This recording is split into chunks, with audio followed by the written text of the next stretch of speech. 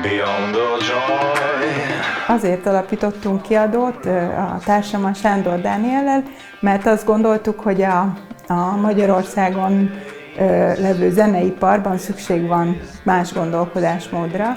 Ezt saját kiadó keretein belül láttuk leginkább megvalósíthatónak.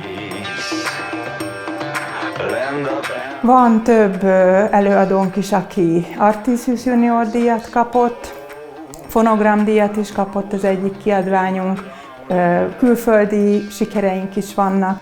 Viszonylag sok lemezt tudtunk eladni, ez nekünk egy sikert jelent a mai világban, a CD piacon.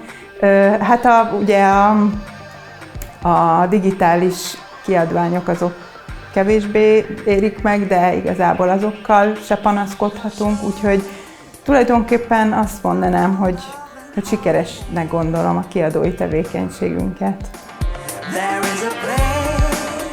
Mi nem csak kiadóként, hanem menedzsmentként is dolgozunk, és amikor kiválasztottuk a zenekarokat, akkor az volt a legfontosabb szempont, hogy olyan zenészek, olyan zenekarok, olyan előadók legyenek, akikkel egyrészt szívesen töltünk időt, személyesen is, másrészt pedig elmegyünk a koncertjükre, és élvezzük a zenét, amit ők csinálnak. Ez azt is jelenti, hogy nálunk nincs műfaji megkötés, sokféle területről jönnek a zenészeink, vagy az előadóink.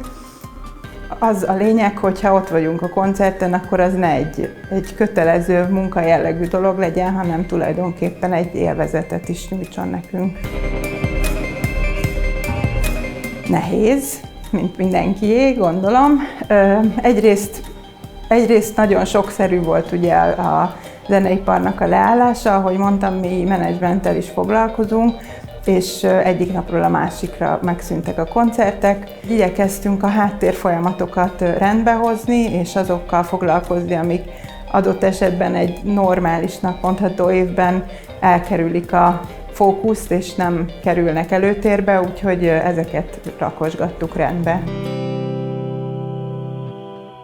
Hát reméljük mindenképpen a koncertezés visszajön a hétköznapjainkba, és ez alatt az időszak alatt az előadók és az együttesek tudtak dolgozni, úgyhogy lesznek kiadványaink ismét, valamint próbálunk felépíteni olyan alternatív bevételi forrásokat, amik nem ennyire az élő zenéhez kötődnek, és reméljük, hogy ezeket meg tudjuk valósítani.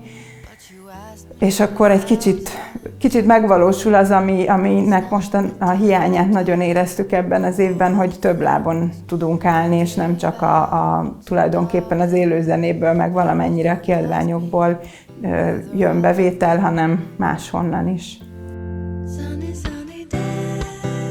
A nagy kiadók nyilván azokkal a zenekarokkal szeretnek foglalkozni, akiknek már van kialakult rajongóbázisa, és nagyon kis szerep jut, vagy kis tér jut azoknak az előadóknak, akik még pályájuknak a kezdetén vannak, vagy pedig rétegzenét játszanak.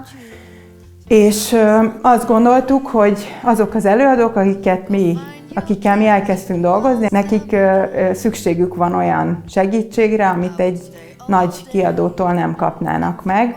Azt is láttuk korábban más zenekarok példáján, hogy egy nagy kiadóhoz bekerülni nem feltétlenül előnyös egy kisebb zenekarnak, mert a korábban említett, már megállapodott rajongótáborral rendelkező zenekarok elviszik a fókuszt tőlük, és így kevesebb lehetőséget kapnak, mint hogyha esetleg egy kisebb kiadónál lennének, akik egyrészt személyesen is sokkal jobban bevonódnak a zenekar életébe, másrészt pedig a munkát is többet tesznek bele. És azt gondoljuk, hogy ez a kisebb kiadóknak az a szerepe, hogy ezeket a ígéretesnek tűnő, vagy ígéretes, de még nem felfutott zenekarokat egy kicsit segítse.